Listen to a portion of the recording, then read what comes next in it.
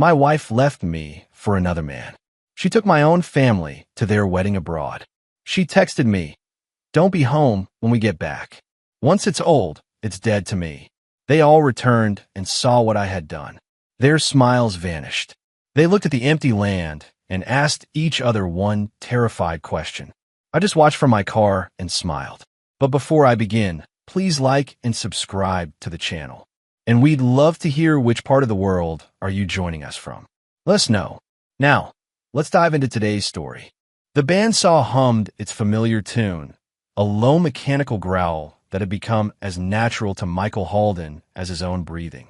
Sawdust hung in the air of the workshop, caught in the afternoon light that slanted through the single window facing west.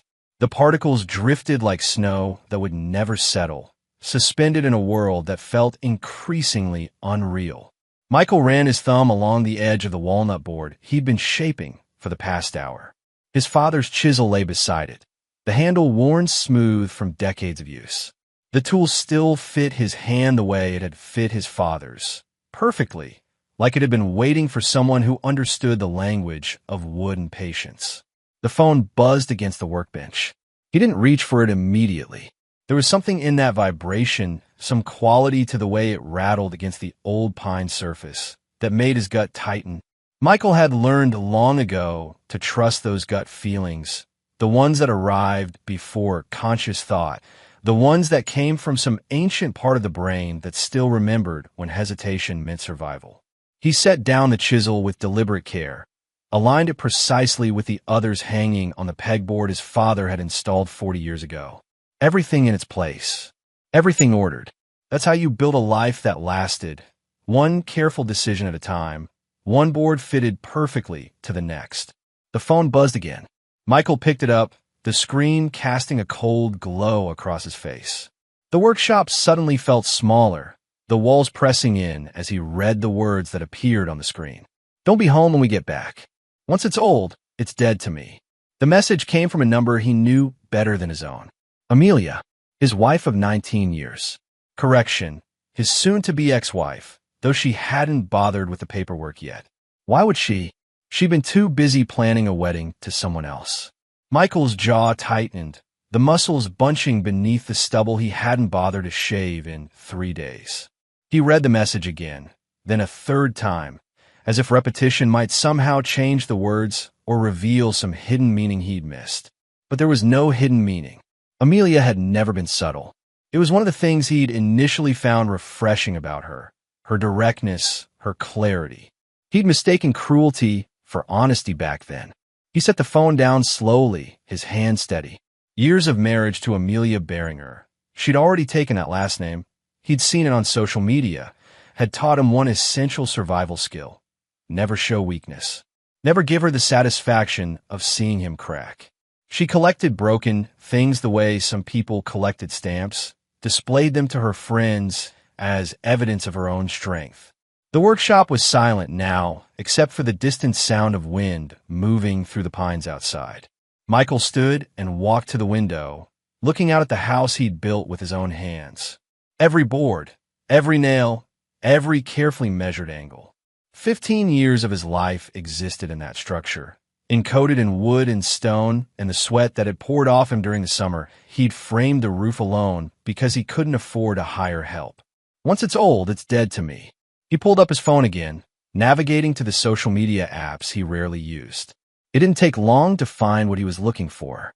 The photos were everywhere, posted with gleeful frequency by people who should have known better. His sister Lena, grinning beside Amelia in a bridesmaid dress the color of champagne. The caption read, "So happy to celebrate love today." 342 likes.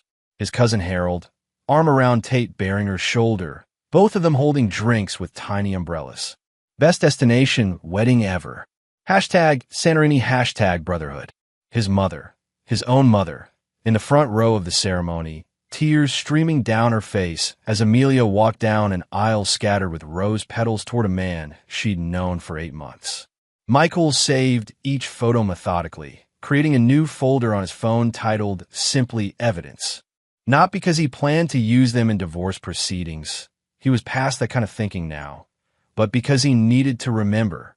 Memory could be slippery, could soften the edges of betrayal until it looked almost forgivable.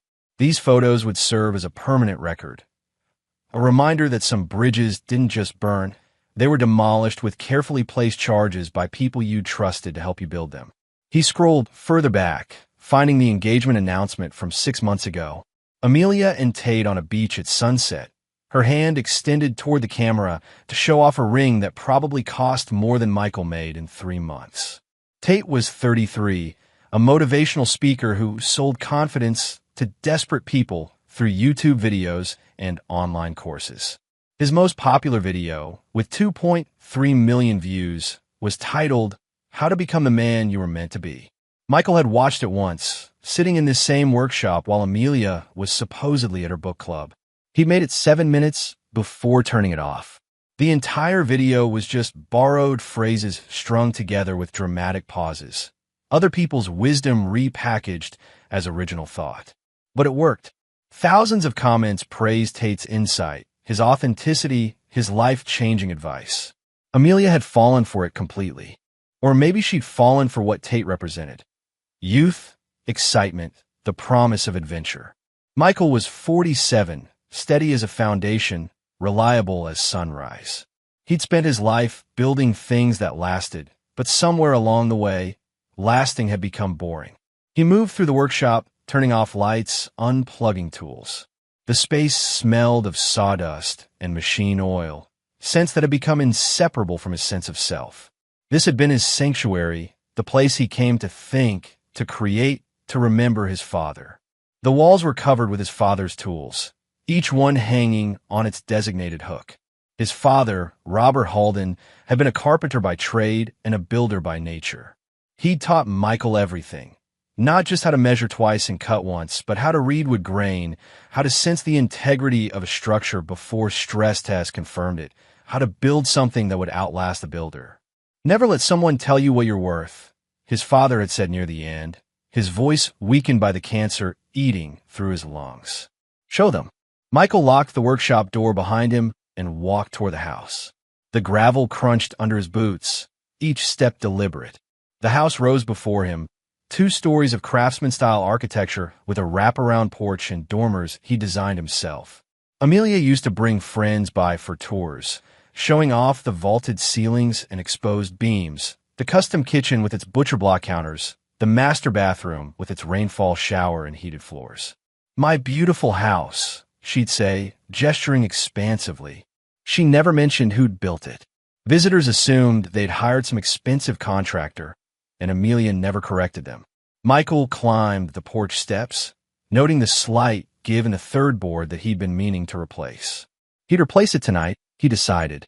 Not for Amelia, never again for Amelia, but because unfinished work offended something deep in his nature.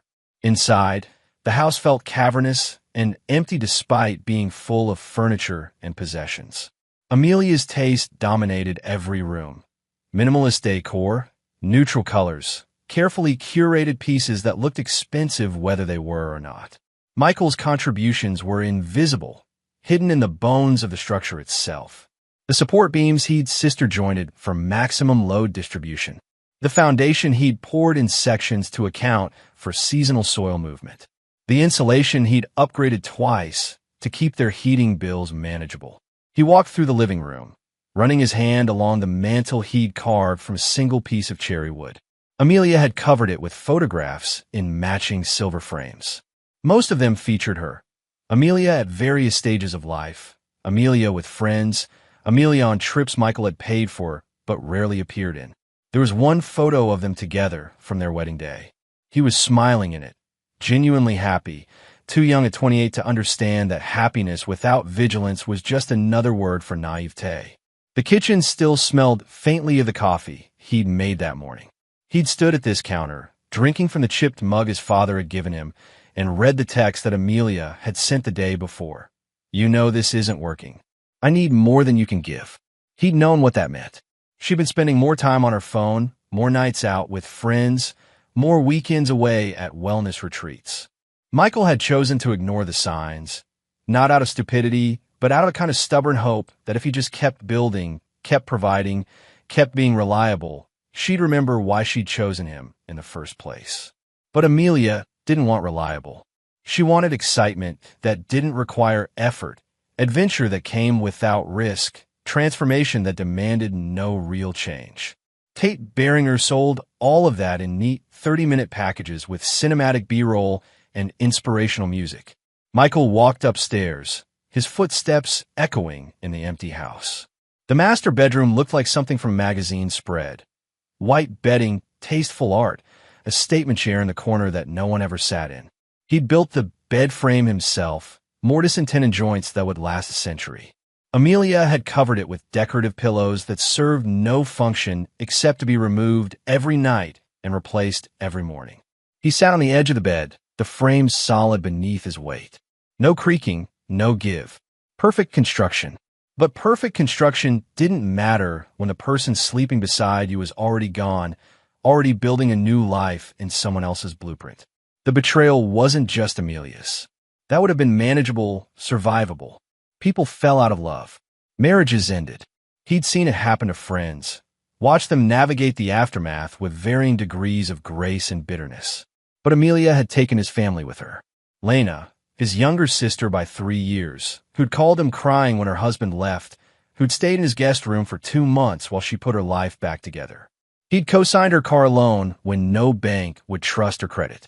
He'd helped her move 4 times. And when Amelia had announced she was leaving him for Tate, Lena had said, maybe you should think about why she needs to find happiness elsewhere. Harold, his cousin, who'd borrowed $15,000 to start a failed business and never paid back a cent Michael had written it off, told him not to worry about it. Family came first. Harold had repaid that generosity by posting Instagram stories from Santorini with hashtags like #TeamLove and #NewBeginnings. And his mother, that was the one that had hollowed him out, left him staring at walls in the middle of the night, trying to understand how the woman who'd given birth to him could sit in the front row and cry happy tears while his marriage was publicly cremated and scattered over the Aegean Sea. He'd called her once, 2 weeks before the wedding, hoping for explanation or at least acknowledgement. It's complicated, Michael, she'd said, her voice tight with discomfort. Amelia's been very good to me. She helped me set up my computer, drove me to appointments when my car was in the shop. And Tate seems like a very nice young man.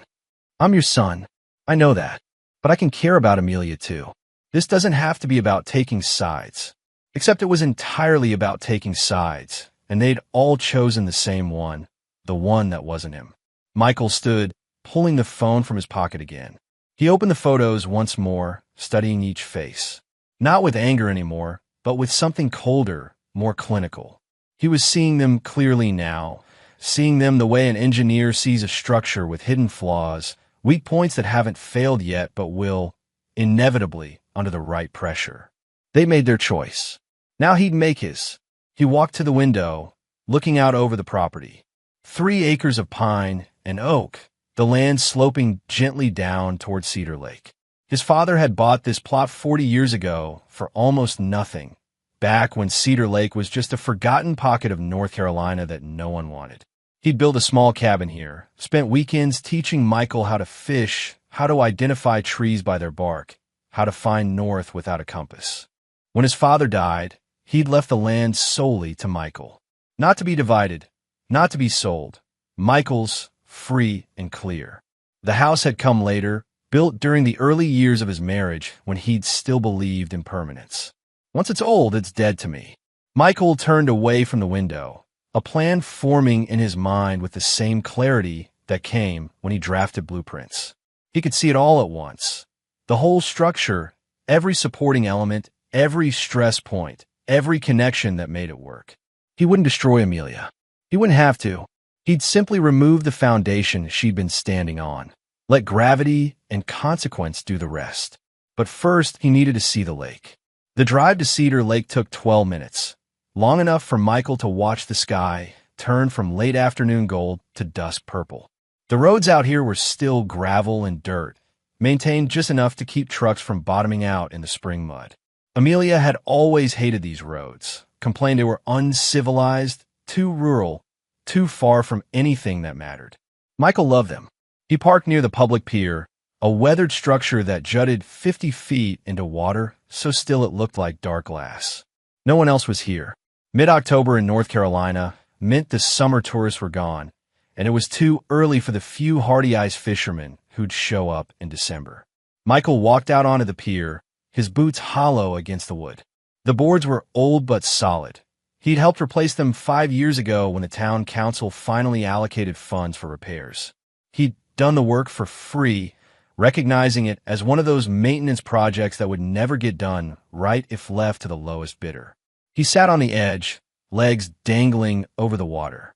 The lake reflected what was left of the sunset, pink and orange bleeding into deep blue. Somewhere across the water, a loon called, its sound lonely and ancient. His father had brought him here the summer he turned 12. They'd sat on this same pier, fishing rods between them, not talking much because his father had understood that silence could be companionship too. "What do you want to be?" his father had asked eventually, the question coming out of nowhere the way his father's questions often did. "I don't know. Maybe a builder like you." His father had nodded, reeling in his line to check the bait. "Building's good. Honest work. But I'm not asking what you want to do. I'm asking what you want to be." Michael had thought about that, watching his bobber drift on the current. "I want to be someone people can count on." His father had smiled, one of those rare, full smiles that made his whole face different. "That's a good thing to be. But here's what I learned. You can be that person, reliable and steady and always there when people need you. But you can't let them mistake that for weakness. The strongest trees are the ones that bend in the wind, but they don't break. You bend when you need to, but you never, ever break. How do you know when you're breaking? You'll feel it. Right here." His father had tapped his chest, over his heart. "You'll feel something crack that used to be whole. When that happens, you have two choices. You can let it shatter completely, or you can remove yourself from whatever's doing the breaking. Sometimes the strongest thing you can do is walk away." Michael hadn't understood then. He'd been 12, still young enough to believe that if you were good enough, kind enough, reliable enough, people would value that. It had taken him 35 more years to learn what his father already knew, that kindness without boundaries was just another invitation for exploitation. The loon called again, closer now. Michael watched it glide across the water, perfectly at home in its element. He thought about the house, about the 15 years he'd poured into it. Every weekend, every spare hour, every careful decision about placement and materials and design. He'd built it to last, built it to weather storms and time and the 1,000 small stresses that broke lesser structures. But a house was only as good as the land beneath it. And the land had always been his. Michael pulled out his phone, scrolling through his photos until he found the deed his father had signed over to him 2 months before the cancer finally won. The document was clear. The land was transferred to Michael Robert Halden, in full, with no encumbrances, no liens, no joint ownership. His father had been specific about that, had insisted Michael understand the importance of owning the ground beneath his feet. "A man who owns his land owns his future," his father had said. Remember that. The house mortgage was in both their names, his and Amelia's. They'd bought it together, or rather, they'd bought the construction materials together while Michael provided the labor. But the land itself, the 3 acres that held everything, had never been part of that equation. Amelia's name appeared nowhere on the land deed. Legally, technically, the house was sitting on his property without his permission. And permission, once given, could be revoked. Michael stood, the plans settling into place with the weight of inevitability. He wasn't going to fight Amelia in court. He wasn't going to beg his family to choose sides. He wasn't going to compete with Tate Beringer's hollow confidence and borrowed wisdom. He was going to do what he'd always done best, solve the problem at its foundation. The night, air was getting cold, carrying the smell of pine and lake water. Michael walked back to his truck, each step deliberate, each breath measured. By the time he reached the driver's seat, he knew exactly what had to happen. Amelia wanted him gone when she returned. He'd be gone, but so would everything else. Michael started before dawn, when the world was still dark and Cedar Lake was holding its breath between night and morning. The workshop lights came on at 4:47 a.m., earlier than his usual 5:30 start time, but today wasn't usual. He made a list first. The way he made lists for every project, methodical, organized, nothing left to chance. The paper was divided into 3 columns: keep, dispose, and strategize. He wrote in pencil, his father's mechanical pencil that still had the same lead refill from 15 years ago, the lines neat and precise. In the keep column went everything that belonged to him alone. His father's tools, every single one. The blueprints he'd drawn for various projects over the years, kept in a weather-tight cabinet. Photo albums from his childhood, the ones his mother had given him before she'd apparently decided he was disposable. His grandfather's pocket watch, the fishing rods from the pier, books, his clothes, a dozen small things that added up to a life lived before Amelia, separate from Amelia. The dispose column was shorter, trash he'd accumulated, old receipts, worn-out work boots, broken equipment he'd been meaning to fix. Nothing important, nothing worth keeping. The strategize column was the longest and the most interesting. Michael stood in the kitchen as sunrise began painting the sky orange, drinking coffee from his father's chipped mug. The house felt different now. Not like home, but like a problem to be solved. He designed it, built it, knew every beam and joist and stress point. He knew where the structure was strongest and where it was most vulnerable. He knew the composition of the soil beneath the foundation, how it shifted with rain and season. He knew because he'd tested it all himself, had over-engineered every element, because that was how his father had taught him to work. If you're going to build something, his father had said, build it to survive the worst day it'll ever see, then double that. Michael had followed that advice religiously. The house was built to withstand 100-year floods, Category 3 hurricane winds, and the soil erosion that happened in this part of North Carolina. It was beautiful and strong and would probably stand for a century, unless someone who understood its construction decided otherwise. He walked through each room, coffee in hand, seeing the structure beneath the surface. The load-bearing walls were obvious to him, even though they looked identical to the decorative ones. The support beams running through the walls and under the floors formed a network he could picture in 3 dimensions, the way most people picture their own faces. The foundation poured in sections, each section tied to the next with rebar and carefully formulated concrete designed to flex with the soil movement. In a master bedroom, he opened the closet that Amelia had claimed as hers. Her side was empty.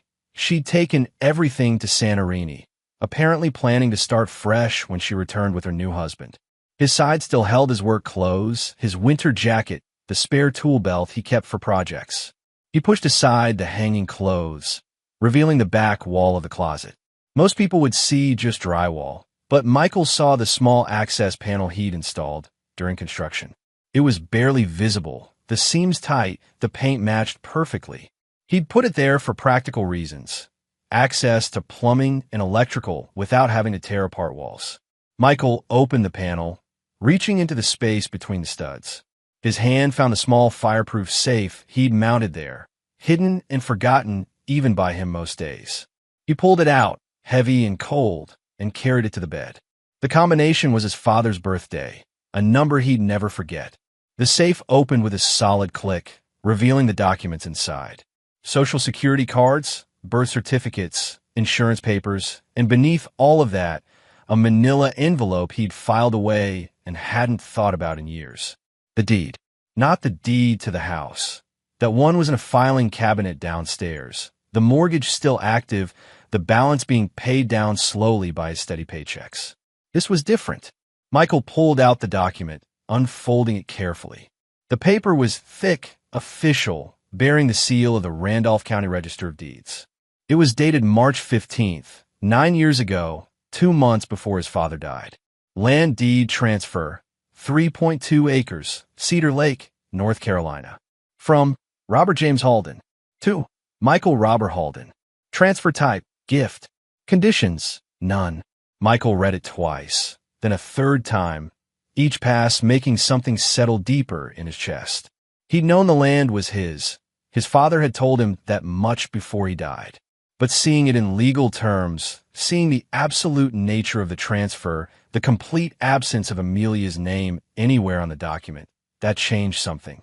The house was jointly owned, true. The mortgage was a shared debt. But the land beneath it? That was his alone.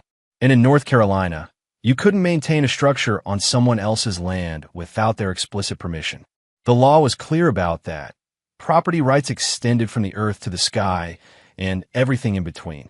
If the landowner revoked permission, the structure either had to be moved or removed.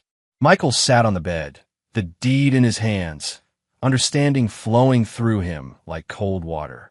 This wasn't just a betrayal Amelia would recover from with therapy and time. This was a complete reordering of the power structure she'd assumed existed. She thought she'd left him with nothing, taken everything that mattered, his family, his dignity, his future. She'd gone to Greece to marry another man, posted the photos online for everyone to see, sent him a message telling him to be gone when she returned.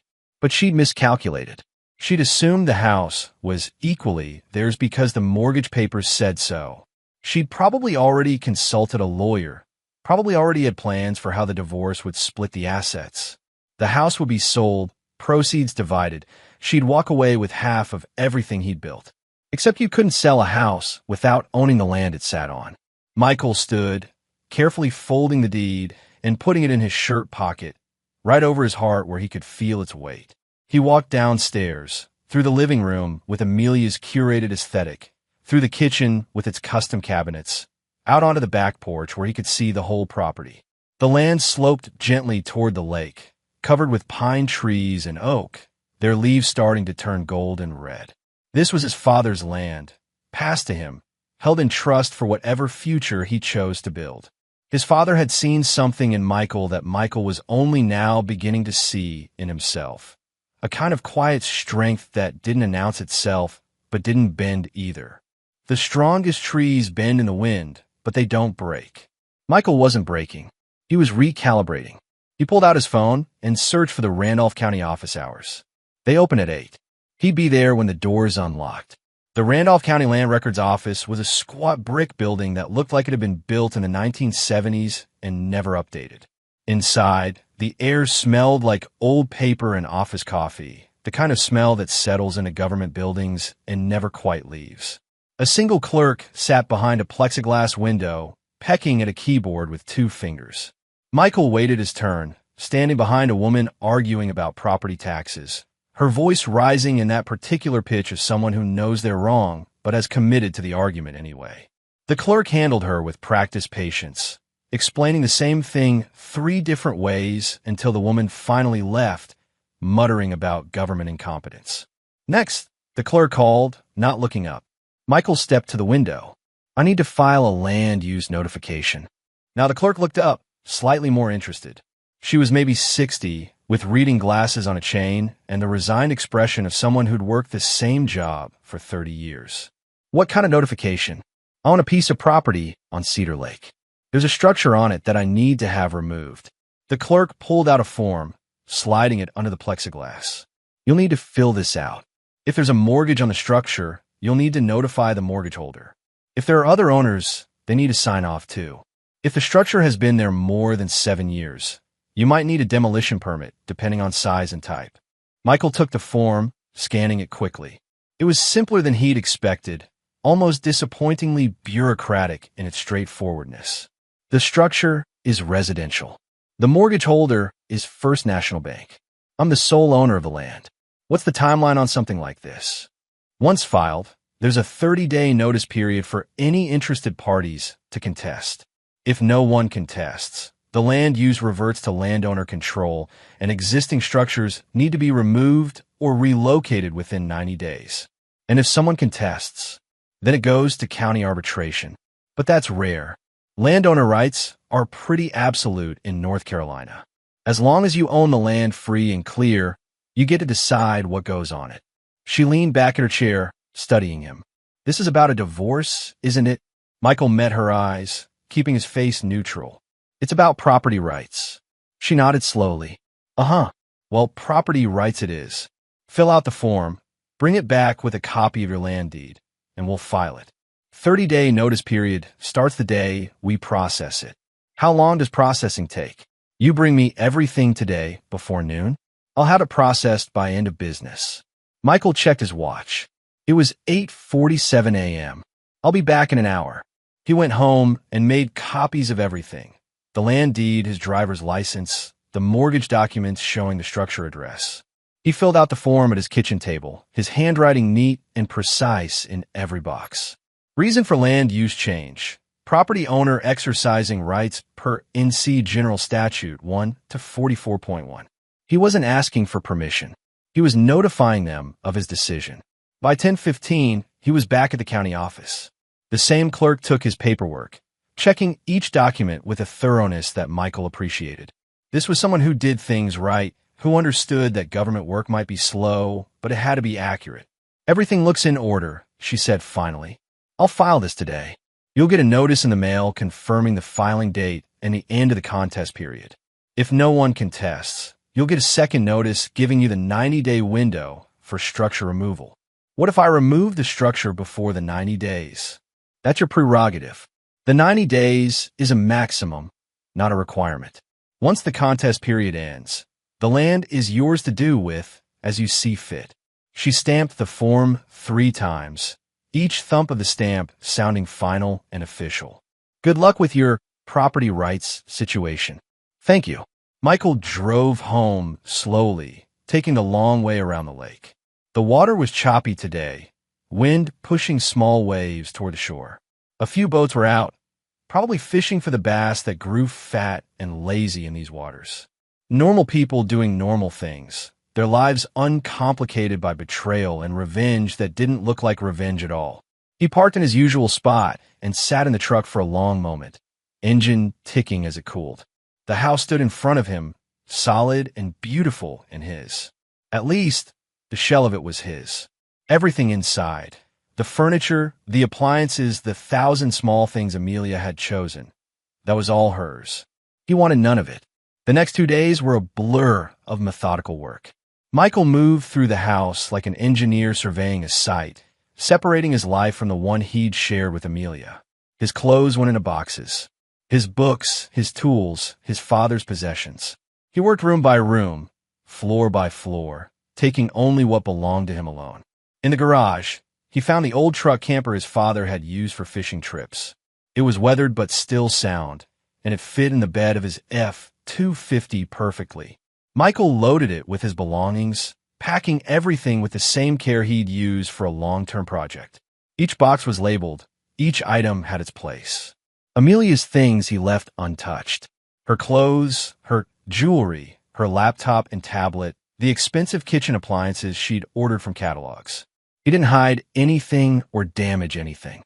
He simply separated what was his from what was hers, a clean division that would have been impossible in a traditional divorce.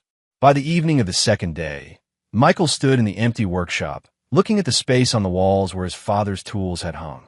The pegboard showed their outlines like shadows, dust marking where each tool had rested for years. He'd loaded them all into the camper, wrapped carefully in old blankets to prevent damage. This was the hardest part, leaving the workshop itself. He'd built it the summer after his father died, needing a place to process grief and the fact that he was now in the world without his father's steady presence. The workshop had been that place, a refuge where he could work with his hands and feel, at least for a few hours, that his father was still there in the cut of the wood and the weight of the tools. But the workshop was attached to the house, built on the same foundation. It would have to go too. Michael turned off the lights and locked the door one last time. He had what he needed. The rest was just structure and sentiment had no place in what came next. Cooper Maddox appeared on the third afternoon, walking up the driveway with the casual confidence of a man who'd lived in Cedar Lake his entire life and knew everyone within 20 miles. He was 73, built like a fireplug, with white hair cut military short and a face that had seen too much sun and too many fires. Retired firefighter, volunteer EMT, and the unofficial mayor of their small corner of North Carolina. Michael, Cooper called out, raising a hand in greeting. Michael was in the driveway, organizing the last few boxes in the camper. He straightened, wiping his hands on his jeans. Cooper, how are you? Can't complain. Well, I could, but Jean tells me no one wants to hear it. He stopped a few feet away, his sharp eyes taking in the loaded truck, the boxes, the general air of someone preparing to leave. You heading somewhere? Change of plans, Michael said, keeping his voice casual. Need to relocate for a bit. Cooper nodded slowly, the kind of nod that said he was processing more than Michael was telling him.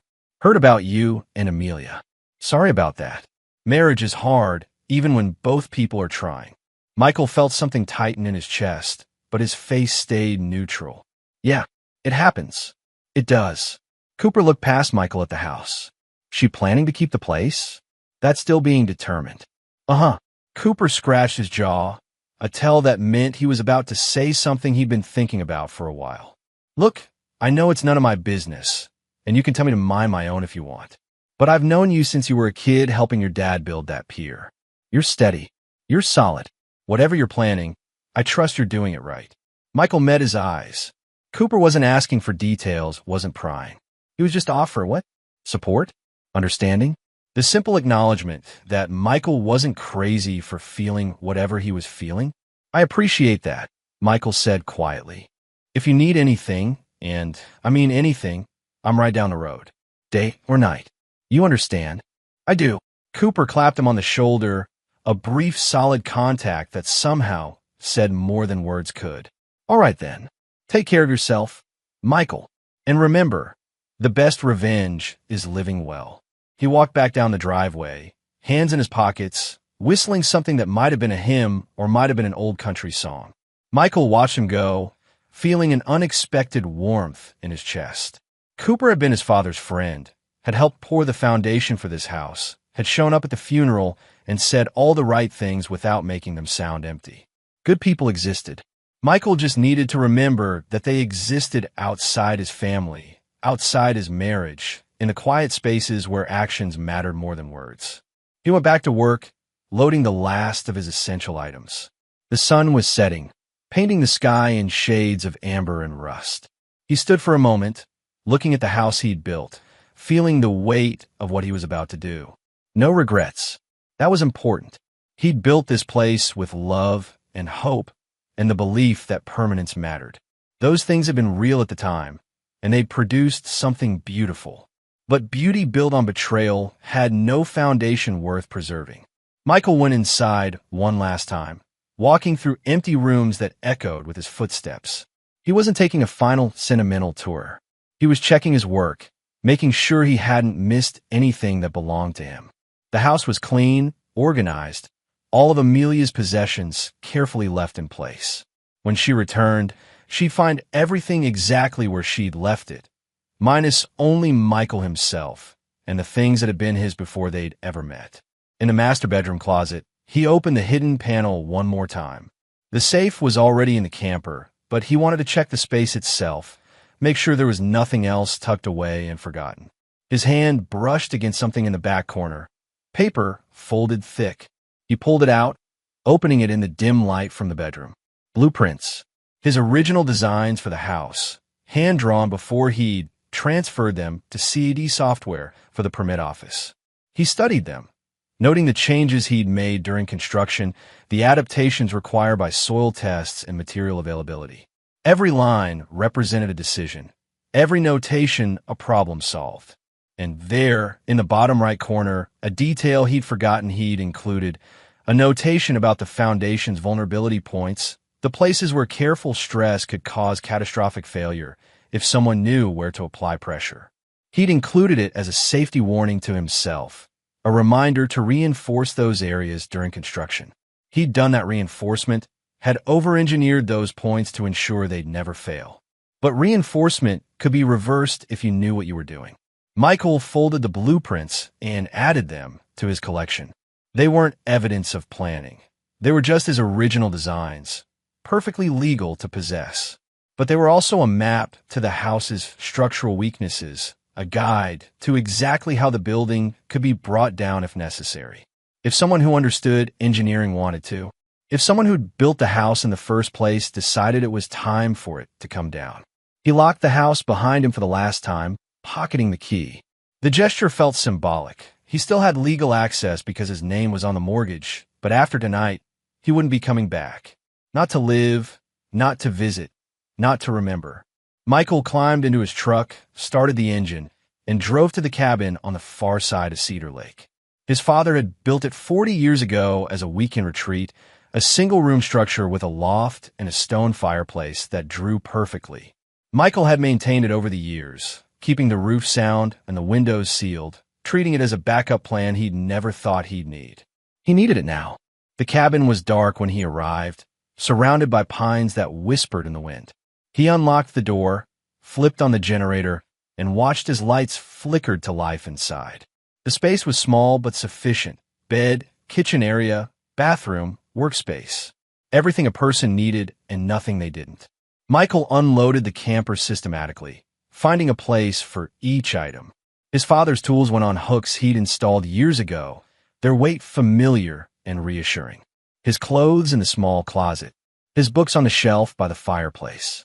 By midnight, he was unpacked, and the cabin felt less like a refuge and more like a forward operating base. This wasn't retreat. This was repositioning. He made coffee on the ancient percolator, the kind his father had always used, and sat at the small table by the window. From here, he could see across the lake, could just make out the lights of his house, Amelia's house, glowing in the distance. 29 days. That's how long the contest period would last. In 29 days, if no one challenged his land use notification, he'd have complete control over what happened to the structure sitting on his property. But Michael wasn't going to wait 29 days. He pulled out the blueprints, spreading them across the table, studying them in the light from the overhead lamp. The house was strong, built to last, but strength was just engineering. And engineering could be undone by someone who understood it better than anyone else. The foundation was poured in sections, each section designed to support specific load points. The sections were connected with rebar and expansion joints, but those connections were also stress points. If you loosened the soil around specific sections, if you temporarily removed support from key locations, if you understood exactly how the weight was distributed, the house wouldn't explode. It wouldn't collapse catastrophically. It would simply sink, settling into the earth as if the ground had decided it was tired of holding it up. A slow, controlled descent that would be impossible to stop once it started. And it would be completely legal. Michael drank his coffee, bitter and strong, and planned. Not with anger. Anger clouded judgment. Not with sadness. Sadness made you hesitate. He planned with the cold clarity of someone solving an engineering problem, each step logical and necessary. Amelia wanted him gone? He'd be gone, but he was taking the foundation with him. The work began before dawn on the fourth day, when the world was still dark and the lake was a black mirror reflecting stars. Michael moved quietly, methodically, a ghost in his own former life. He started with the perimeter of the foundation, using a hydraulic jack to lift specific points just enough to relieve pressure on the connections between sections. The process was delicate. Too much pressure, and he'd crack the concrete, leaving obvious evidence of tampering. Not enough, and the sections wouldn't separate properly. Michael worked by feel as much as by measurement, his hands understanding the language of concrete and rebar. He'd poured this foundation himself, had mixed the concrete to specific ratios, had placed each piece of rebar with care. Now he was systematically undoing that work, turning strength into weakness with surgical precision. The first jack placement was at the northeast corner, where the foundation bore the most weight from the second story. He positioned the jack carefully, pumped it slowly, feeling the resistance in the hydraulic fluid. The concrete groaned softly as it shifted, a sound like the earth settling after rain. He moved to the next point, southwest corner, repeating the process. Then the southeast. Then the northwest. Each lift was calculated, each adjustment measured. He was creating an uneven stress pattern, forcing the foundation to support weight it hadn't been designed to carry in this configuration. By the time the sun rose, he placed 12 jacks at strategic points around the foundation. From outside, nothing looked different. The jacks were hidden beneath the house, invisible unless you crawled under and knew exactly where to look. But the foundation was now carrying the house's weight in a way that couldn't be sustained. Michael drove back to the cabin as the morning light spread across the lake. He was covered in dirt and sweat, his hands scraped raw from working in tight spaces. He showered in the cabin's cramped bathroom, the hot water turning brown as it washed away the evidence of his night's work, then fell into bed and slept dreamlessly for 4 hours. When he woke, his phone showed 3 missed calls from his sister Lena and 2 text messages. "Michael, can we talk? I feel like there's been a misunderstanding. Please call me back. I'm worried about you." He deleted the messages without responding. Worry was easy. Loyalty was harder. She'd made her choice. Now she got to live with it. The second phase of the work happened that night. Michael returned to the house with a different set of tools: core drilling equipment, a portable water pump, and 50 feet of irrigation tubing. He worked beneath the house again, drilling careful holes through the foundation at key stress points. The holes were small, only 2 inches in diameter, but they were precisely placed. Each one penetrated through the concrete and into the compacted soil beneath. Once the holes were drilled, Michael inserted the irrigation tubing, running it from a central point to each penetration. Then he attached the water pump. The process was simple but devastatingly effective. Water under pressure would flow through the tubes and into the soil beneath the foundation. The clay-heavy earth that supported the house would turn to mud, losing its load-bearing capacity. The foundation would settle, slowly at first, then with increasing speed as the soil liquefied. It was the same principle engineers used to test soil stability before construction. Michael was just applying it in reverse, destabilizing instead of evaluating. He set the pump's timer for 4 a.m., 3 days from now. That would give Amelia exactly enough time to return from Santorini, move back in with her new husband, and settle into the life she'd stolen from him. The pump would run for 6 hours, long enough to saturate the soil completely. By the time anyone noticed something was wrong, the damage would be irreversible. Michael packed up his equipment and drove back to the cabin as the first hints of dawn colored the eastern sky. He felt calm, almost serene. This wasn't destruction for destruction's sake. This was reclamation. He was taking back the only thing that had ever truly been his, the land itself. The house was just something temporary that had sat on it for a while. The call from the county office came on the 6th day. Michael was on the cabin's porch, drinking coffee and watching a pair of ducks paddle across the lake when his phone rang. "Mr. Halden? This is Patricia from the Randolph County Land Records Office.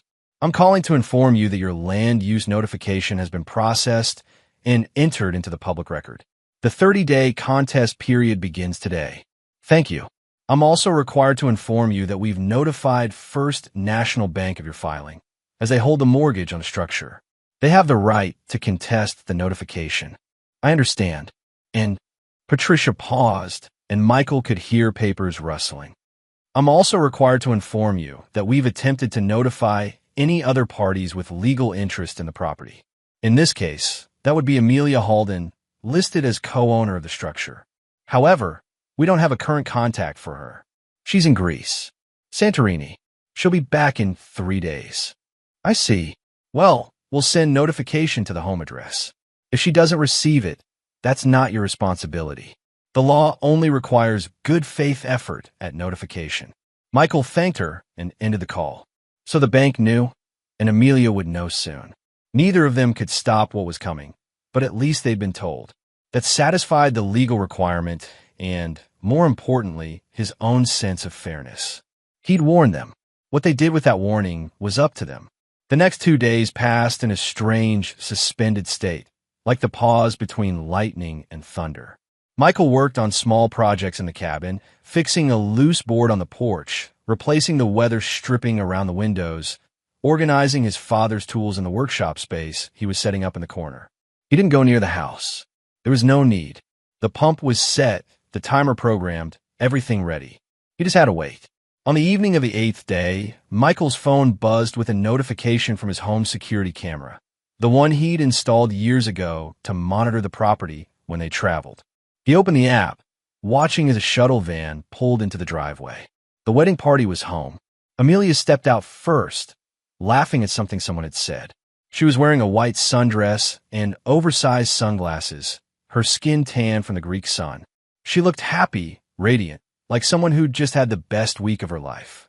Tate emerged next, his phone already out, recording everything. And here we are, back at home base, he said to the camera, his voice carrying that practiced enthusiasm he used in his videos. Got some big announcement coming soon, so make sure you're subscribed and... He stopped talking. Amelia had frozen, her smile disappearing as she looked at where the house should have been. Michael leaned closer to his phone screen, watching their reactions in real time. The rest of the wedding party emerged from the van. His mother, Lena, Harold, a few people he didn't recognize. They all stopped, staring at the empty lot where, 9 days ago, a beautiful craftsman-style house had stood. The lot wasn't completely empty. There was debris, of course, with scattered like bones, broken glass catching the late sunlight, pieces of drywall and insulation creating a shallow crater where the foundation had been. But it wasn't the violent destruction of a tornado or the black char of a fire. It just looked like the house had sunk, settled into the earth, and broken apart as it descended, swallowed by soil that had decided it was done holding things up. Amelia's voice cut through the evening air, sharp and panicked.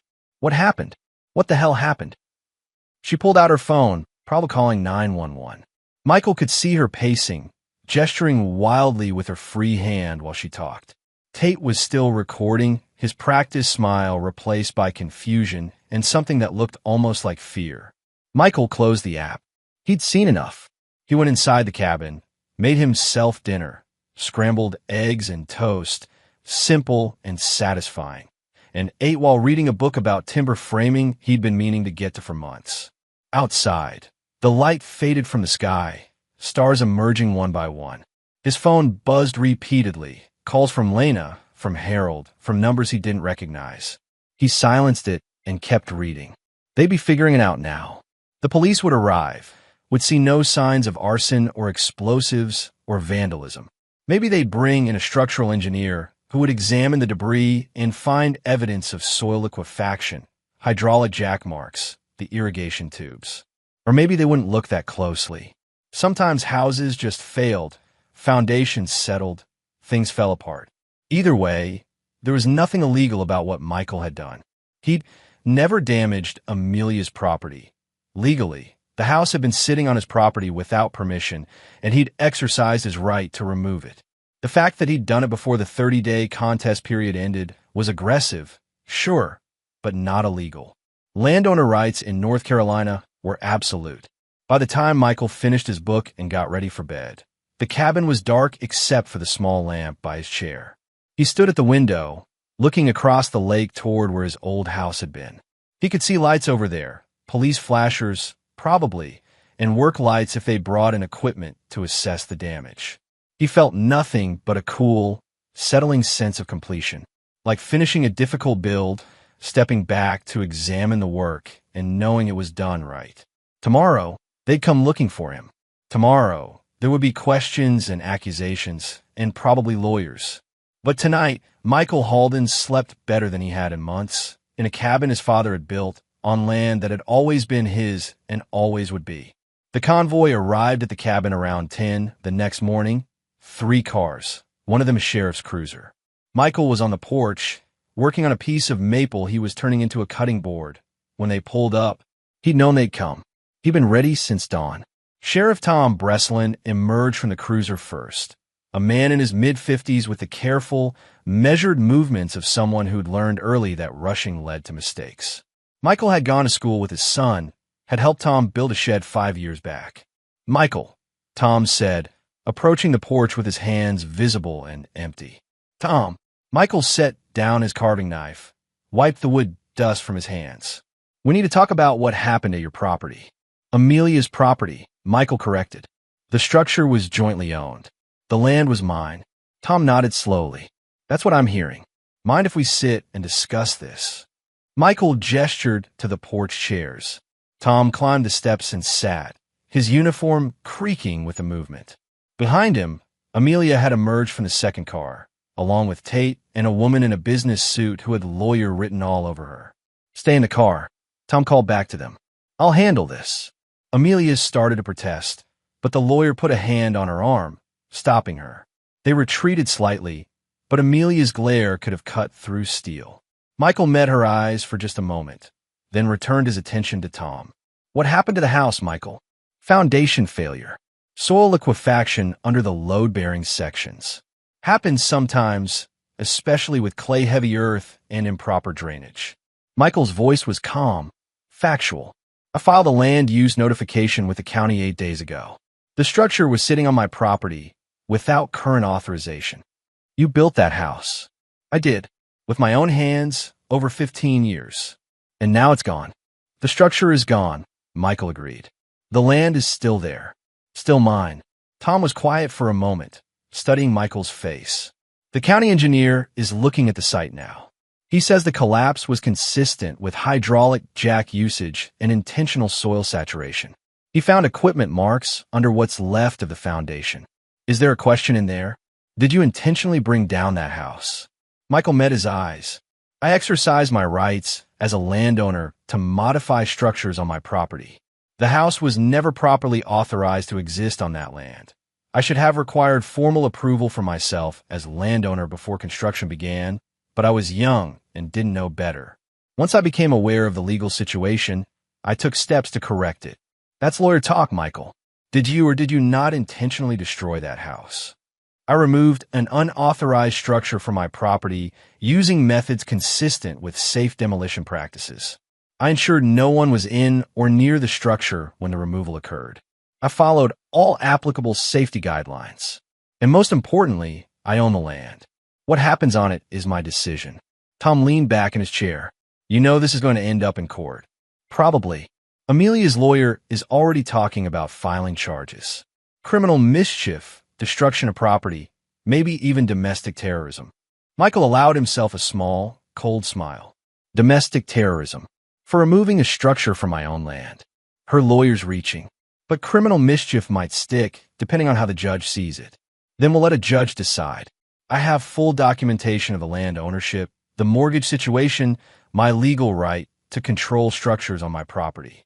I'm happy to present it all in court. Tom sighed, the sound heavy with resignation. You used to be a reasonable man, Michael. I'm still reasonable. I'm just done being accommodating. There's a difference? There is. Michael gestured toward where Amelia stood beside the car, her phone pressed to her ear, probably calling yet another lawyer. She took my family, my dignity, posted photos of her wedding to another man for everyone to see, then sent me a message telling me to be gone when she got back. She said once something's old, it's dead to her. So you buried what was old. I removed what was unwanted. She got what she asked for. Tom stood slowly, his knees popping with the movement. I need to ask you to come down to the station, answer some questions officially. Am I under arrest? Not yet, but Amelia's lawyer is pushing hard. Might make things easier if you come in voluntarily. Show you're cooperating. Michael considered this. I'll come in, but I'm calling my own lawyer first. Fair enough. Tom started down the porch steps, then turned back. For what it's worth, Michael, I'm sorry about how this all went down. Your dad was a good man. You were too. But this... He gestured vaguely toward the cars, toward Amelia, toward the mess of legal complications waiting to unfold. This is a hell of a way to handle it. What's the right way? Michael asked. Let her take everything, smile, and pretend betrayal doesn't deserve consequences. I don't know, but I know this is going to cost you time, money, maybe your freedom if the wrong judge decides you cross the line. Some costs are worth paying. Tom nodded once. A gesture that might have been respect or might have been pity. I'll see you at the station. Come in by 5, or I'll have to issue a warrant. Michael watched them leave, the convoy kicking up dust as it wound back down the gravel road. Amelia never looked back, too busy with her phone, her new husband hovering beside her like a confused shadow. When they were gone, Michael went inside and made the call he'd been preparing to make for days. The lawyer's name was Rebecca Strain, a property rights specialist he'd found through 3 hours of research and a dozen referrals. She'd handled cases involving land disputes, eminent domain challenges, and complex property law. She answered on the second ring. Rebecca Strain. Ms. Strain, my name is Michael Halden.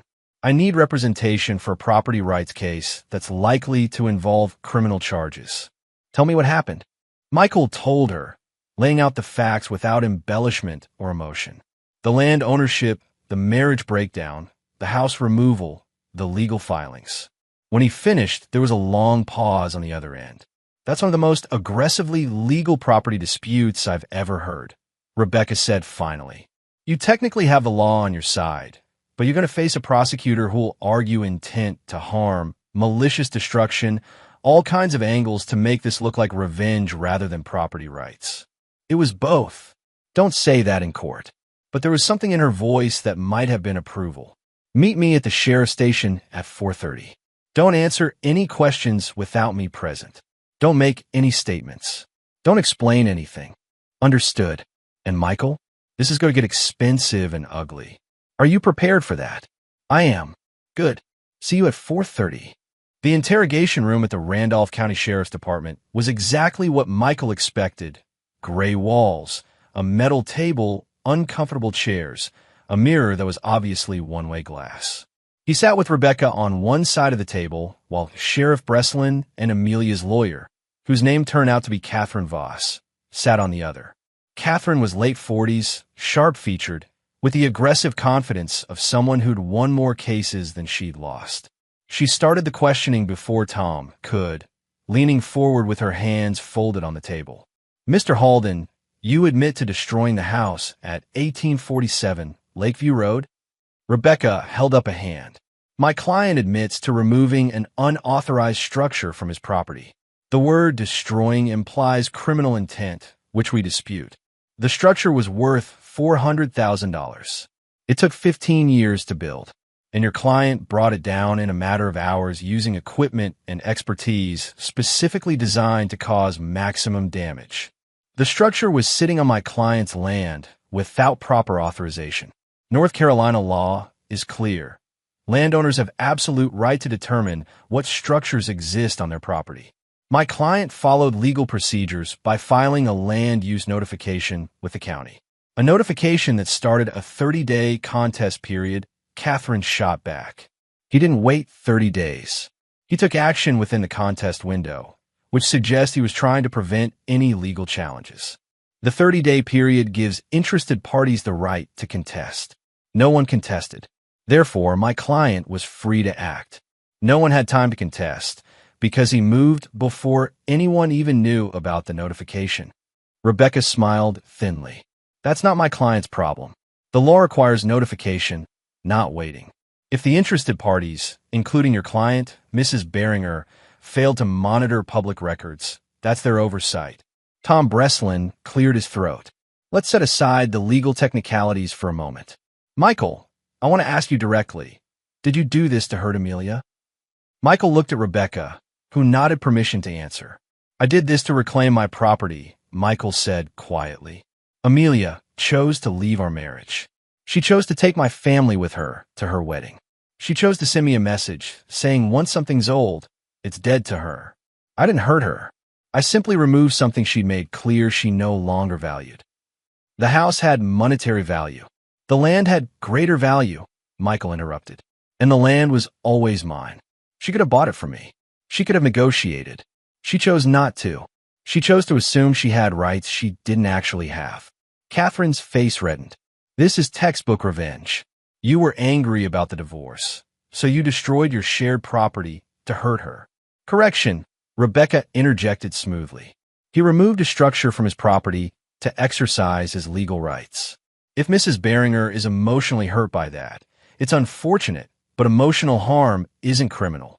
Destruction of property is criminal, not when it's your own property. The house was jointly owned. The house was jointly mortgaged, Rebecca corrected, but it sat on land solely owned by my client. Without land rights, the house ownership is effectively meaningless. You can't own a house without owning or leasing the ground beneath it. Catherine turned to Tom. Sheriff, surely you can see this is a criminal act dressed up in property law language.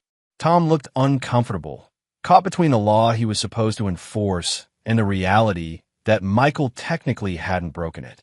I can see it's complicated, and I can see it's going to end up in front of a judge. Michael, I'm not arresting you today, but I'm going to need you to stay local. No leaving the county without notifying us. I'm not going anywhere, Michael said. Catherine, I recommend you and your client file a civil suit if you want compensation. Criminal charges aren't going to stick here. Property rights are too clean. Catherine stood abruptly, her chair scraping against the floor. This isn't over. We'll see what a judge says about your client's property rights when they hear about the deliberate, calculated destruction of a family home. She left, the door closing hard behind her. Tom followed more slowly, pausing in the doorway. Michael, you're free to go, but watch yourself. This is a small town, and people are talking. When they were alone, Rebecca turned to Michael. That went better than expected. She's angry, which means she knows the law isn't on her side. She'll file civil, try to claim damages, but with the land ownership documentation, she doesn't have much ground to stand on. What happens next? She'll probably file for an emergency injunction. Try to claim the land itself should be considered marital property subject to divorce proceedings. We'll counter with a deed showing premarital ownership by your father and direct transfer to you. If we're lucky, this settles out of court. If not, we go to trial and let a judge decide. How long? 6 months, maybe a year. Depends on the court calendar and how aggressively she pushes. Can you handle that? Michael thought about the cabin, about the quiet mornings on the lake, about the pile of wood in his workshop waiting to be shaped into something useful. I can handle it. Good. I'll be in touch. Michael drove back to the cabin as the sun was setting, painting the lake in shades of orange and purple. The water was still, perfect for the season. He parked and sat for a moment, just breathing, feeling the weight of the day settle into something manageable. His phone buzzed. A text from Lena. I don't understand what you did or why, but Mom is devastated. We all are. Was it really worth it? Michael typed a response, then deleted it. Then typed another and deleted that too. Finally, he settled on something simple. You chose your seats on the plane to Santorini. Live with that choice. He didn't wait for a response. He went inside, made dinner, and sat by the window as darkness fell. Across the lake, he could see lights where his old house used to be. Probably work lights as crews assess the damage. Maybe news crews if the story had gotten interesting enough. Let them assess. Let them speculate. Let them wonder what kind of man could build something beautiful and then tear it down without apparent regret. Michael knew what kind of man he was. The kind who remembered his father's words. Never let someone tell you what you're worth. Show them. He'd shown them. Now they had to live with what they'd seen. The weeks that followed were a blur of legal motions and counter-motions, depositions and document requests. Catherine Voss filed her emergency injunction, which was denied. She filed a civil suit claiming emotional damages, which was dismissed with prejudice. She tried to argue the land should be considered marital property, but the deed was clear, transferred to Michael before his marriage, held separately throughout. Every angle she tried hit the same wall. North Carolina property law was absolute about land rights. The local news picked up the story, of course. Local man destroys house after wife's affair was the headline on the Lake Norman Gazette. The article painted Michael as either a vindictive ex-husband or a property rights hero, depending on which quotes they emphasized. Michael didn't read the articles. He didn't watch the news segments. He focused on the work in front of him, building furniture in his workshop, repairing the cabin, living the life he should have been living all along. Cooper Maddox stopped by occasionally, usually with some excuse about borrowing tools or checking on something, but really just making sure Michael was okay. They'd sit on the porch, drinking coffee or beer, depending on the time of day, not talking much. Cooper never asked about the house, never pressed for explanations. Your dad would be proud, Cooper said once, completely out of nowhere. Of what? Destroying everything I built. Of you remembering what matters. Land lasts. Relationships come and go. But land, that's forever if you hold on to it right. Michael considered this. He gave me this land for a reason. He did. He knew you'd need it someday. Guess he was right. The civil case finally went to court on a cold morning in late November. Michael sat beside Rebecca in a courtroom that smelled like old wood and stale coffee. Amelia sat across the aisle with Tate and Catherine, looking smaller somehow, less certain. The judge was a woman in her 60s named Margaret Hollis, known for her no-nonsense approach and deep understanding of property law. She read through the case documents with a speed that suggested she'd already made up her mind before the hearing even started. Mrs. Beringer, Judge Hollis said, looking over her reading glasses at Amelia. You're claiming Mr. Halden wrongfully destroyed property you jointly owned? Yes, Your Honor. We built that house together over 15 years. He had no right to destroy it just because he was angry about our divorce. But you didn't build it together, did you? According to the construction records, Mr. Halden performed all the labor himself. You were listed as co-owner on the mortgage, but you contributed no actual construction work. I contributed financially. The financial contributions appear minimal. Mr. Halden paid for approximately 93% of materials and carried the entire mortgage payment himself throughout the marriage. Judge Hollis flipped a page. More importantly, the house sat on land Mr. Halden owned independently. Did you ever lease that land from him? We were married. I didn't think I needed to lease. That's your first mistake. In North Carolina, land ownership within marriage remains separate unless explicitly combined. Mr. Halden's land remained as throughout your marriage. You had no legal right to place or maintain a structure on his property without his ongoing permission. Catherine stood.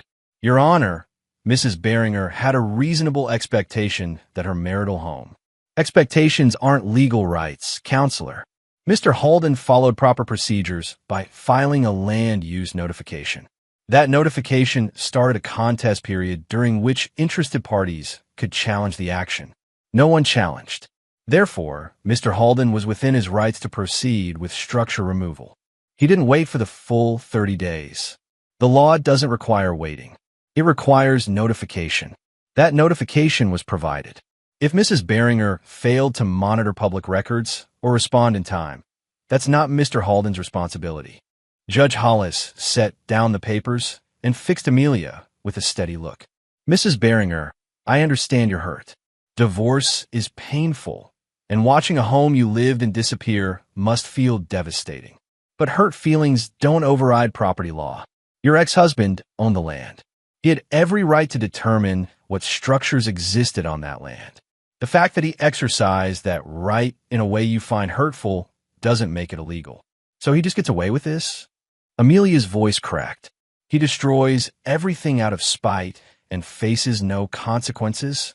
He faces the consequence of losing the house he built with his own hands. That's not nothing. But no, he doesn't face legal consequences for exercising his property rights. Case dismissed. The gavel came down with a sharp crack that echoed through the courtroom. Amelia sat frozen, her face pale. Tate tried to put an arm around her, but she shrugged him off, standing abruptly and walking out without looking back. Catherine gathered her papers with tight, angry movements. Rebecca turned to Michael, professional satisfaction written across her face. That's it. It's over. Over, Michael repeated, testing the word. She can't appeal this. The law is too clear. She might try to pursue other angles, but honestly, I think she's done. This was her best shot. Michael stood, shaking Rebecca's hand. Thank you. Thank you for being the easiest property rights case I've ever had. Textbook perfect documentation. She paused. For what it's worth, I think you did the right thing. Legally speaking. Just legally? That's above my pay grade. But legally, you were flawless. Michael walked out of the courthouse into cold November air. The sky was gray, threatening rain. He climbed into his truck and sat for a moment, waiting to feel something, triumph, vindication, satisfaction. But all he felt was tired. He drove back to the cabin, taking the long way around the lake. When he passed the empty lot where his house had been, he saw that the debris had been cleared away. Just bare earth now, flat and brown, waiting for whatever came next. He didn't stop. He kept driving until he reached the cabin, parked, and walked down to the small dock his father had built. The water was choppy today, wind pushing small waves against the shore. The air smelled like coming rain and pine needles. Michael stood on the dock, looking out across the lake, and thought about his father's last words. Never let someone tell you what you're worth. Show them. He'd shown them. The question was whether he'd shown them something worth seeing. 6 months later, on a warm April morning, Michael stood on the same piece of land where his house had once been. The lot was empty except for the small wooden plaque he'd driven into the ground at its center. Old things survive storms. New things don't always make it through the first one. He'd carved the words himself, spending 3 evenings getting the letters perfect, the wood sealed and treated to last.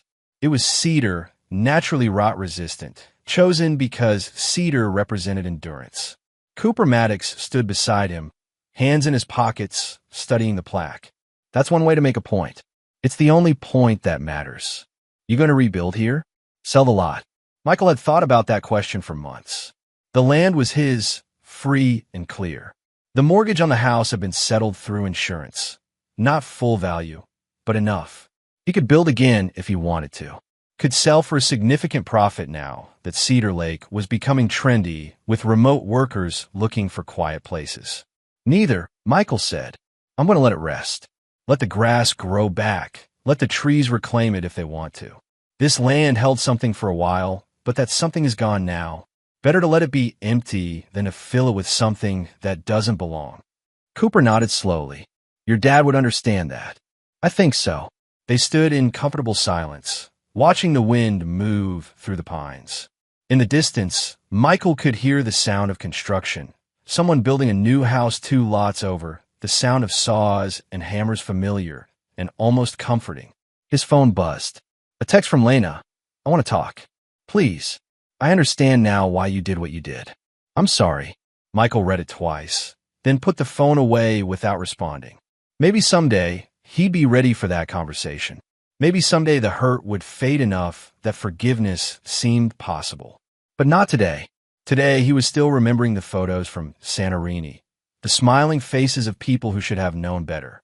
He turned away from the empty lot, Cooper following. They walked back to their trucks in silence. You doing all right? Cooper asked, hand on his door handle. Getting there. That's all any of us can do.